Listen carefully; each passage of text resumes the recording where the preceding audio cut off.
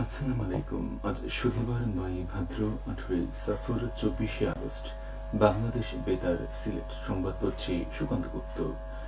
গত ২৪ ঘন্টায় বৃষ্টিপাত না হয় সিলেটের নদ নদীর পানি কিছুটা কমেছে, তবে এখনো জেলার কুশিয়ারা নদীর ৪ পয়েন্টে পানি বিপদসীমার উপরে প্রবাহিত হচ্ছে। ভারী বৃষ্টি ও পাহাড়ি ঢলে গত ২ দিনে সিলেটের নদ নদীর পানি বেড়েছে, তবে জেলার কোথাও বন্যা পরিস্থিতি সৃষ্টি হয়নি।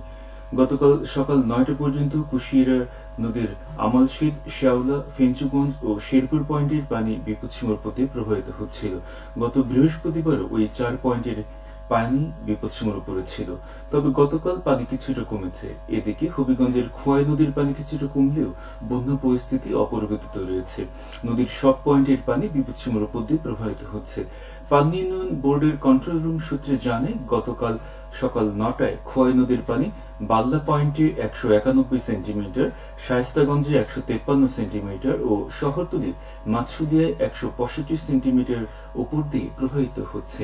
৫টি উপজেলার ২২টি ইউনিয়নে বন্যা কবলিত হয়ে ৮,২৪০টি পরিবার পানিবন্দী হয়ে পড়েছে।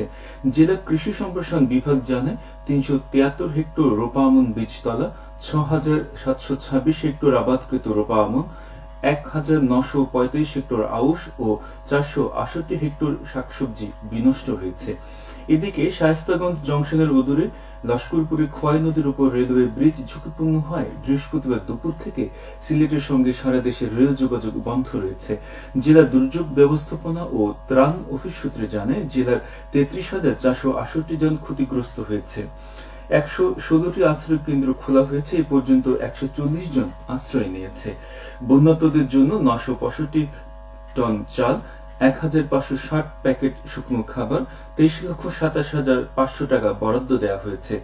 এদিকে মৌলভীবাজারের বন্যা পরিস্থিতির আরো অবনতি হয়েছে। মনু নদীর ভাঙন থেকে জেলা শহর রক্ষায় সেনাবাহিনীর ইঞ্জিনিয়ারিং টিম যোগ দিয়েছে।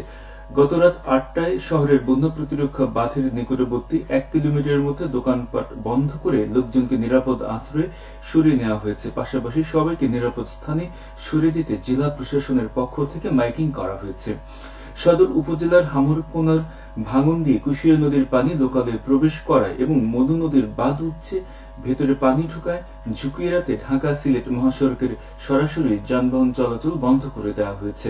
অপরদিকে মনু নদীর বাঁধ ভেঙে রাজনগর, কুলাউড়া এবং জুড়ি নদীর ভাঙনে জুড়ি ও বড়লেখা উপজেলার লোকালয়ে পানি প্রবেশ করায় আঞ্চলিক সড়কগুলো সহ উপজেলার সড়কগুলো ৩ থেকে ৪ ফুট পানির নিচে তলিয়ে গেছে। জেলা সদরের সাথে ৫টি উপজেলার সড়ক যোগাযোগ বিচ্ছিন্ন হয়ে পড়েছে। বন্ধ হয়ে গেছে মৌলভীবাজারের ফেঞ্চুগঞ্জ তামাবিল সড়ক যোগাযোগ। তাছাড়া জেলার প্রধান ৩টি হাওরের পানি বৃদ্ধির ফলে ৬০টি উপজেলার ৩ শতাধিক গ্রাম এবং ৫টি পৌরসভার প্রায় ৩২টি ওয়ার্ড প্লাবিত হয়েছে। পানিবন্দী হয়ে পড়েছেন প্রায় ৫ লক্ষ লোক। জেলা প্রশাসন জানায়, বন্যায় ৬০টি উপজেলার প্রায় ৫টি পৌরসভার এলাকায় এখন পর্যন্ত ৮৪টি আশ্রয় কেন্দ্র খোলা হয়েছে। আরো ৭৫টি আশ্রয় কেন্দ্র প্রস্তুত রাখা হয়েছে। এসব কেন্দ্রে আশ্রয় নিয়েছেন প্রায় ৭,৫০০ লোক। বন্যার্তদের জন্য বিতরণের জন্য ৫১৬ মেট্রিক টন চাল ও নগদ ৪৫,০০০ টাকা বরাদ্দ দেয়া হয়েছে। তাছাড়া বিভিন্ন রাজনৈতিক সামাজিক সংগঠন, সেনাবাহিনী পানিবন্দী লোকজনদের উদ্ধার এবং ত্রাণ সামগ্রী বিতরণ করছেন। শহরের বিভিন্ন স্থানে বাঁধ উঠছে, আবার বাঁধের নিচ দিয়েও পানি ঢুকছে। গতকাল বিকেল পর্যন্ত ২৫,০০০ জিও ব্যাগ ফেলে ভাঙন ঠেকানোর চেষ্টা চলছে। শেষ খবর পাওয়া পর্যন্ত মধু নদীর পানি কুলাউড়া রেলওয়ে ব্রিজের বিপদসীমা ৭০ সেন্টিমিটার, চাঁদনীঘাট ব্রিজের ১১৬ সেন্টিমিটার, কমলগঞ্জ রেলওয়ে ব্রিজের ধলাই নদীর পানি বিপদসীমার ১০৭ সেন্টিমিটার, জুড়ি উপজেলার ভবানীপুরে জুড়ি নদীর পানি বিপদসীমার ১৯৫ সেন্টিমিটার এবং সদর উপজেলা শেরপুর পয়েন্টে কুশিয়ারা নদীর পানি বিপদসীমার ১১ সেন্টিমিটার উপর দিয়ে প্রবাহিত হচ্ছে। তাছাড়া হাকালুকি, কাওয়াদিঘি, হাইলা হাওরের পানি ৪ থেকে ৫ ফুট বৃদ্ধি পেয়ে লোকালয়ে প্লাবিত হচ্ছে। এদিকে সুনামগঞ্জের প্রায় সবকটি নদীর পানি বৃদ্ধি পেয়েছে, তবে কোথাও বিপদসীমা অতিক্রম করেনি। দিনভর রৌদ্রোজ্জ্বল থাকায় জনজীবনে স্থবিরতা কেটেছে। অন্তর্বর্তী তৎকালীন সরকারের পরিবেশ ও পানি উপদেষ্টা সৈয়দা রিজওয়ানা হাসান বলেছেন, নদী খননের আগে নদীকে দখলমুক্ত করতে হবে। দখলদারদের অনেক বড় বড় স্থাপনা রয়েছে যেগুলোতে বৈষম্যহীনভাবে অভিযান চালানো হবে। তিনি গতকাল বিকেলে হবিগঞ্জ সদর উপজেলা মশাজানে খোয়াই নদীর বাঁধ পরিদর্শনে গিয়ে এই কথা বলেন। পুরাতন খোয়াই নদীর উদ্ধার অভিযান প্রসঙ্গে রিজওয়ানা বলেন, যদি হবিগঞ্জকে বাঁচাতে হয় তাহলে খোয়াইকে রক্ষা করা ছাড়া উপায় নেই। পরে তিনি চুনারঘাট উপজেলার সাটিয়াজুড়ি ইউনিয়নের বন্যা কবলিত গ্রাম পরিদর্শন করেন এবং চুনারঘাট উপজেলা সভাকক্ষে উপজেলা পরিবেশ অধিদপ্তর, বন বিভাগ ও পানি উন্নয়ন বোর্ডের কর্মকর্তাদের সাথে মতবিনিময় করেন। এই সময় বিভাগীয় কর্মকর্তা ও জনপ্রতিনিধিগণ উপস্থিত ছিলেন। মৌলভীবাজারের কমলগঞ্জ উপজেলার আদমপুর ইউনিয়নে বন্যায় ক্ষতিগ্রস্ত 700 পরিবারের মধ্যে 10 কেজি করে জিআর চাল বিতরণ করা হয়েছে। গতকাল উপজেলা প্রশাসনের সহযোগিতায় ইউনিয়ন পরিষদ প্রাঙ্গণে এসব ত্রাণ বিতরণ করা হয়। এদিকে সদর উপজেলার আদমপুর, ইসলামপুর, মাধবপুর ইউনিয়নে বন্যার্তদের মধ্যে শুকনো খাবার বিতরণ করেছে একটি বেসরকারি সংস্থা।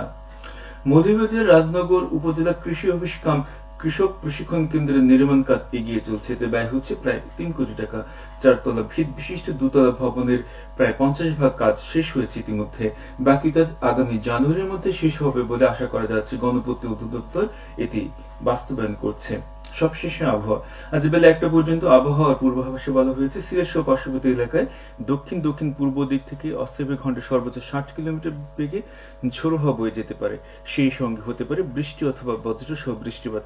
এসব এলাকার নদীবন্দর সমূহকে 1 নম্বর সতর্কতা সংকেত দেখিয়ে যেতে বলা হয়েছে। আজ সিলেটে সূর্যোদয় হয়েছে 5টা 30 মিনিটে এবং সূর্য অস্ত যাবে 6টা 19 মিনিটে। সংবাদ শেষ হলে পরবর্তী স্থানীয় সংবাদ প্রচারিত হবে দুপুর 1টা 5 মিনিটে। আল্লাহ হাফিজ।